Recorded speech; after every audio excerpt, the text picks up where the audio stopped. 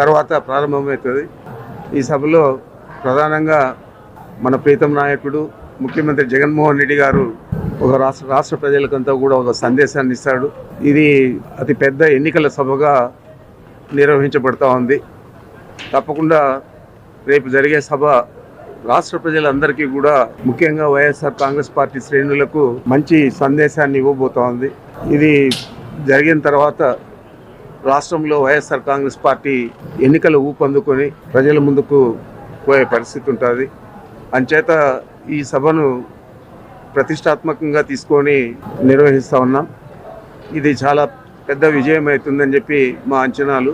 తప్పకుండా మా అంచనాలకు తగినట్లే విజయవంతమవుతుందని చెప్పి తెలియజేస్తా ఉన్నాను. ఈ సభ జరిగిన తర్వాత ఎన్నికల శంఖారావం పూరించినట్లే వైఎస్ఆర్ కాంగ్రెస్ పార్టీ భావిస్తా ఉన్నాం. తప్పకుండా రాబోయే 40 రోజుల లోపల జరిగే ఎన్నికలకు వైఎస్ఆర్ కాంగ్రెస్ పార్టీ శ్రేణులు పూర్తిగా సన్నద్ధమై ఈ ఎన్నికల నిర్వహణకు ఊపందుకుంటుంది. ఉత్తేజాన్ని ఇచ్చేదే కాకుండా మా అంచనాలు కూడా ఎక్కువగా ఈ రాష్ట్ర ప్రజలందరూ కూడా ఆకర్షితులవుతారని భావిస్తూ ఉన్నాం.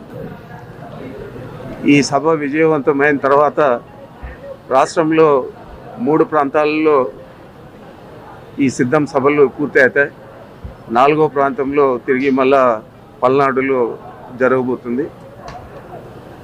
ఈ 4 సభలు అయిన తర్వాత అంతలోపలే ఎన్నికల కోడ్ కూడా వస్తుందని ఆశిస్తూ ఉన్నా.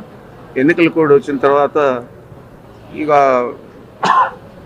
ఈ ఉత్తేజాన్ని ఎన్నికల దాకా తీసుకుపోయే విధంగా వైఎస్ఆర్ కాంగ్రెస్ పార్టీ నాయకులు, వైఎస్ఆర్ కాంగ్రెస్ పార్టీ కార్యకర్తలు, శ్రేణులందరూ కూడా పనిచేస్తారు.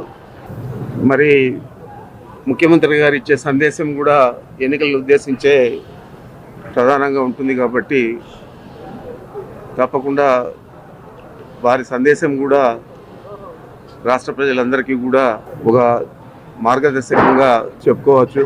వివిధ హోదాల్లో పార్టీలో పనిచేస్తా ఉన్న నాయకులు అందరూ కూడా దీంట్లో పాలు పంచుకుంటారని చెప్పి మీ అందరికీ కూడా తెలియజేస్తున్నాను.